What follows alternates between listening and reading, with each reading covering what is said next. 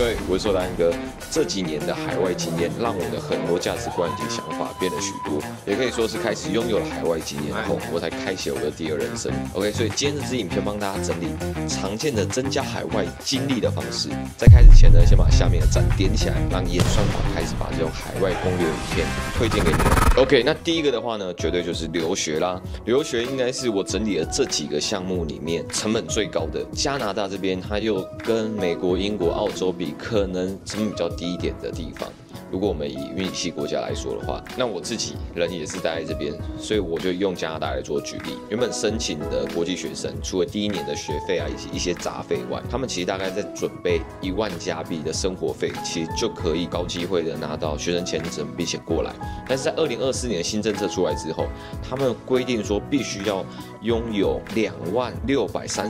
的一个加币，你才能够过来，换算成台币大概是47万到48万左右。当然，你在这边会不会花到这么多的生活费，其实是很难说的。像我有5个室友，然后现在已经有4个室友都已经有在打工了。这边的打工薪水其实基本上都是可以 cover 掉生活费的。如果你对这边的生活费没有这么理解的话，你可以看我上次拍的这支影片，我有访问了温哥华、多伦多以及我人在乡下 Sudbury， 我们现在的每月的生活费大概是多少？没有想象中那么贵，甚至加拿大政府现在的政策是可以让留学生就是做全职工作，也就是每周工作到40个小时，到今年的4月底。会不会再延期？其实我们也还不知道，那就持续的等。但是在4月底之前的学生，其实如果工作做满到40个小时的话，就算是领最低薪资，应该也是落在新台币6万7万。所以如果要 cover 掉生活费，其实是非常非常足够的，但是会非常的累。你要去顾学校的课业，你要上40个小时，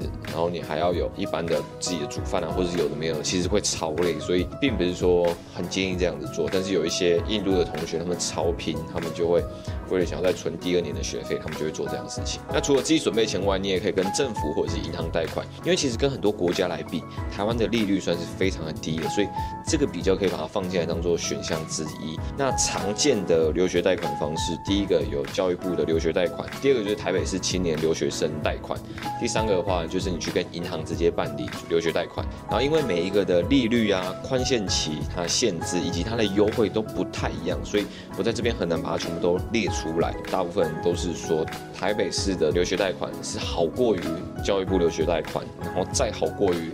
银行自办的这个留学贷款，可以给大家参考看看。虽然前面的这2项它并没有银行自办贷款金额来得高，但因为它提供的利息的补助啊，还有它的还款的时长，跟一般银行办留学贷款比还要来得有优势。对，所以如果真的有兴趣，然后真的很想要留学的话，我觉得可以稍微去看一下。因为如果你真的找到自己一份真的想要做的事情，通常努力一点，在国外薪水也不会说差到太多。抱歉，我只能拿北美这边做举例。你可以在网络上看到很多人的经验，他们其实都会说，做这项投资，其实他们认为是很值得的，因为他们可能工作1年、2年，甚至3年，他们其实就可以把他们贷款啊给回收回来。下一个的话呢，就是游学。OK， 那比较常见的游学呢，它其实就是结合语言课程的一个学习，然后它可以提升你的自己人生的回忆啊，增加你英文能力的方式。那也因为大部分今天所有提到的海外的经历，其实都会环绕在需要一些英文能力，连坐飞机出去你都需要去讲英文的，所以基本的英文能力可能还是需要有。然后游学也是我最早第一个接触的一个项目，然后它的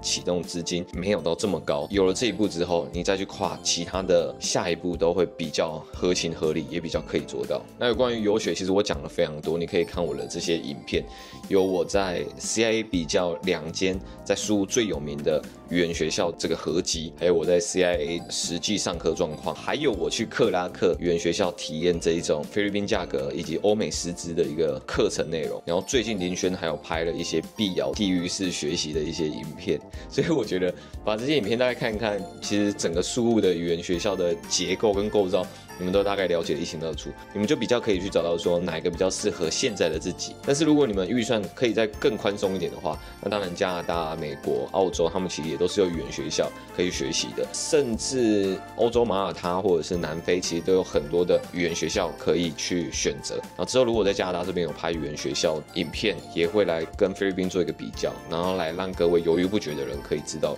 该怎么选择。OK， 再的话呢就是海外志工。我自己的经验的话呢，其实就只有在菲律宾那个时候，我参加他们1日的这个志工活动，你获得的一个体验跟经验，你很难去具体的形容说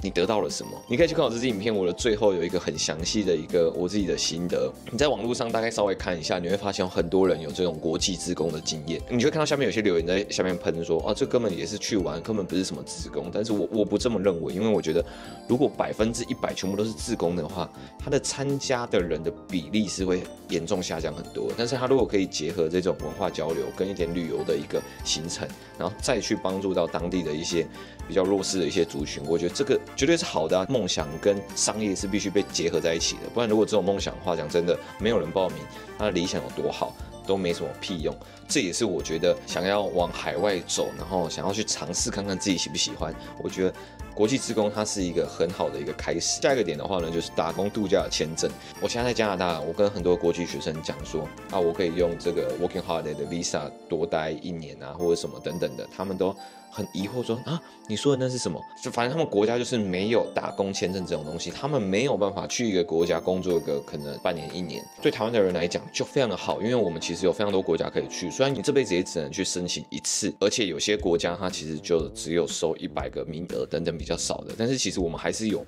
蛮多选项可以去选的，而且大部分国家的签证时间都有到1年。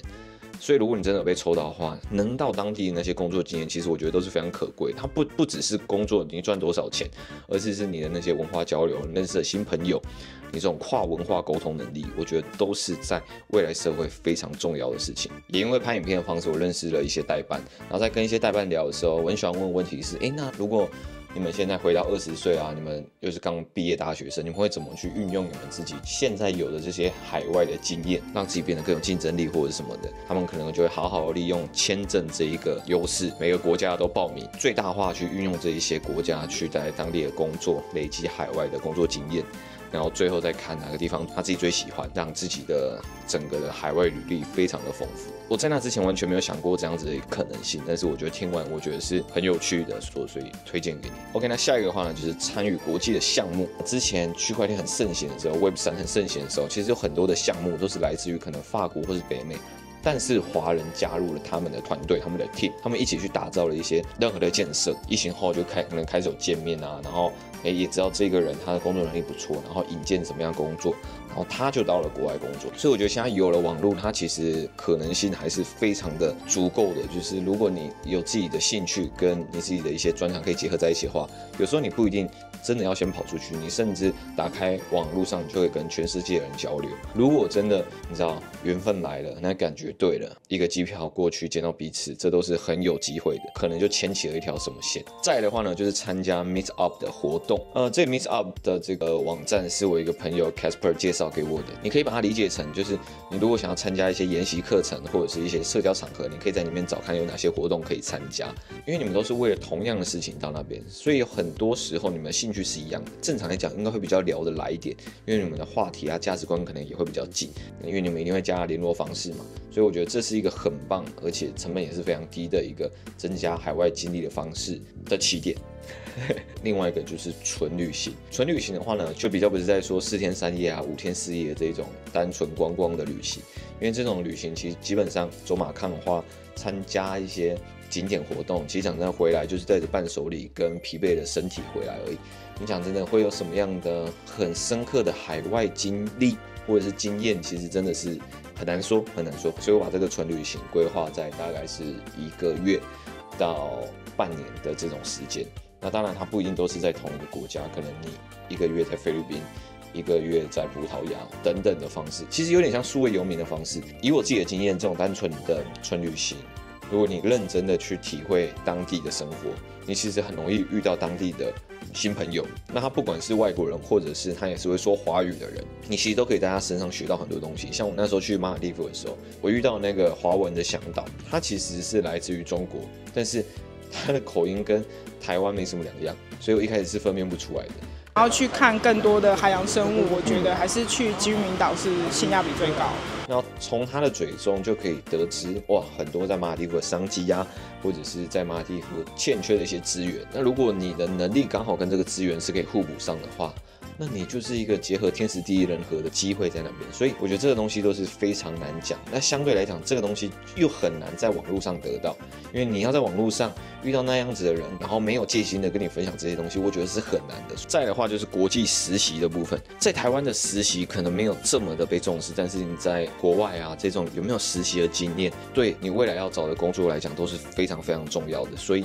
实习的这种文化是非常的盛行的，所以你在网络上查一下，你都可以找到这种帮助媒合实习的工作。你如果人在台湾，或者是你人在不同国家，你要直接找到，举例来讲美国他们的工作其实没有这么简单的。如果这时候你是先找实习，你拿着你的签证过去，然后最后因为你的表现好，从实习转成正职，可能会比你直接去找工作还要来得简单。必须还是要说，待在台湾找北美的工作找到再来的人还是有，但是到底实习有没有薪水，或者是他这个薪水可不可以 cover 掉你的生活费，然后你生活费可以烧多久，这真的是很因人而异，你要自己去好好的评估一下。然后最后一种，它其实就是相对比较简单一点，像是潜水啊，或者是民宿，他们在国外，他们可能会想要找所谓的小帮手，它其实就有一点像是实习的感觉，但是它是像打工换宿的样子。因为我自己自由潜水也是在我大学的时候去小琉球打工换宿学来的。那我相信，如果你还有一点英文能力的话，说不定你可以去找到一些海岛国家的一些交换的方式。但是当然，你自己的一些保险啊，还有一切关于安全的事情，都要自己去评估清楚。然后再来的话呢，最后就是海外的交换学生。这边我就问到我的表妹，因为我表妹应该是我身边语言能力最强的一个人。你现在还会法文吗？绝对是忘光光咯。这样基本的。所以因为像当初你是去韩国，就是海外交换嘛，那你是筹哪里的资源去的，以及大概会需要准备哪些东西，生活费等等，大概会需要准备多少钱？因为我们是韩文系的学校，在韩国就会有很多姐妹校可以提供我们去交换的这个系统。那所以我们其实很简单，就是在我们学校只要做申请，然后你有符合资格，你过了的话，基本上你就是可以过去。这样子的话，你自己去交换之后，你觉得最大的心得是什么？应该有些优缺点，对不对？实际到了那边，你真的会发现哦，在台湾你根本不会学到在国外学到的东西。就是因为我在台湾去韩国之前，我其实也已经学了韩文5年了，然后我就是自认觉得应该还行吧，然后结果一到那边想要买个化妆品，然后跟他要结账的时候，他就突然给我用了一个我没有听过的单字，然后我就吓到。他是不是用九狗洗波？真的不是。没有那么凶，对不对？对，没有那么凶啦，吼。就我后来才知道，哦，原来他只是要问我说，你有没有会员几点数？他会说 membership card 정리해드릴까요？然后就讲这么长，哇，我就写空下。然后像刚刚就是比如说费用，因为我是透过学校，所以我只要我学校的学杂费去给我这边台湾的学校，我就可以顺利的到韩国读书。因为大家众所皆知，韩国的学费超级无敌贵，一个学期我记得都要600多万韩币。600万是14万的台币，甚至跟我来的也差不多。但是呢，我说它的缺点就是因为你在韩国，因为它物价真的比较高一点。对于我这个南部来的小朋友，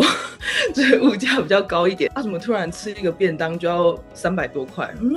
不可能吧？这种感觉。你交换学生过去，除了学到当地比较特别的语言之外，还有什么样的东西是你那时候没有想到去那边会得到的一个经验？哇，讲这样真的是有一点浮夸，但我觉得我找到我人生的方向很严重。在那之前，我只是单纯的觉得学韩文很好玩，但是我去了交换生之后，我发现我很喜欢说韩文。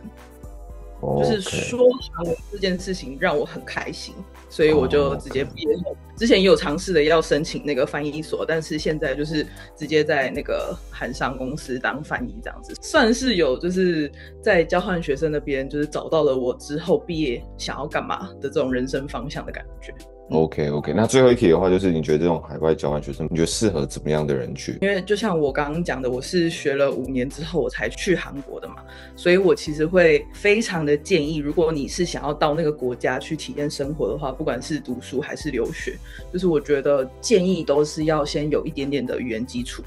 因为我觉得有一点语文基础过去之后，你会学到的东西跟你会看到的东西，你会变得非常的不一样。就像是如果你今天只是你英文或是韩文你都是0，然后你就直接到了那个当地的国家，那其实你遇到当地人，你想要跟他聊天，跟他变朋友，然后他想要跟你介绍他们国家的文化的时候，他其实也只能给你一个很大方向的一个概念而已，他没有办法跟你说其实我们这边会讲这种话是因为怎样怎样怎样，就是这种小小的东西，其实都是要你有基本的一定的程度，你去到那边你才会原来这种东西在台湾根本学不到，然后在韩国才会学到那种感觉。有机会的话都可以去试试看交换学生，我觉得会是一个给你人生一个很大的一个转捩点。所以这边总结我整理了留学、游学、海外志工、打工度假签证、国际实习、参与国际项目、参加 meet up 活动、纯旅行、海外交换学生这些方式给大家。然后最后针对这个问题其实我也用了我的报告，然后来问了我的教授这个问题。那其实这个报告呢，就是我们要整理一些 interview 的问题来问我们的教授，所以我就刚好来问了一个跟我这个标题是一样的问题：海外经验会对人类的幸福以及竞争力会有怎么样子的影响？那我第5题还问了他说，如果有一个群体大概是在25岁到35岁之间，那他们对于人生失去了热忱，然后他们想要开始去尝试海外体验，那你会怎么样去建议他们呢？ OK 因为我们这个教授她也是来自于欧洲的一个女教授，然后来这边自己打拼，然后最后取得教授的头衔，所以我觉得她自己也是非常有能力的一个人，所以我就很好奇她的想法。那最后回答我的是，她会推荐的像是出国的志工服务、参加文化交流计划，或者是在各国寻求短期的这种学习或者是工作机会等等的选择。他觉得这些经验都可以提供我们个人的成长，以及对生活职业道路的新的视角。因为对他来讲，他就是这样子，所以我觉得他这个总结下得很棒。所以谢啦，教授，你帮我说完了。